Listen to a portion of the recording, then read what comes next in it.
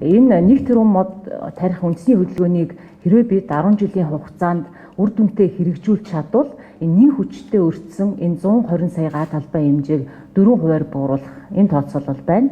За мөн түнчлэн ойгоор бүрхэгдсэн талбай хэмжээг та бүхэн сайн мэдж байгаа. Өнөөдрийн байдлаар бид 7.9% байна гэсэн ийм тооцоолоор байгаа.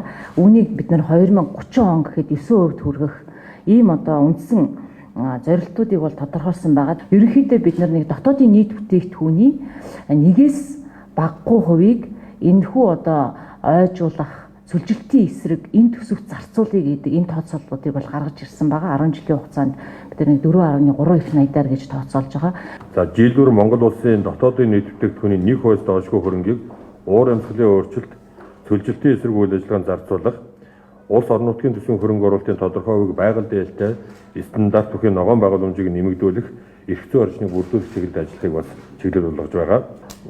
Тэрбум мод тарих хөдөлгөөний хүрээнд ер нь бол бид нар энэ байгаль орчин уур амьсгалын өөрчлөлтийн эсрэг хөрөнгө мөнгө гаргах асуудлыг бас хуульчлах ёстой гэж үзэж байгаа. Тийм учраас дотоодын нийт бүтээгдэхүүний 1% хүртэл хувийг байгаль орчинд зарцуулдаг юм хуультай болъё. Одоогор бол манайх боловсролын салбар, эрүүл мэндийн салбарт бол дотоодын нийт бүтээгдэхүүний тодорхой хувийг зарцуулах ёстой хуулийн заалттай байдаг Монгол улс.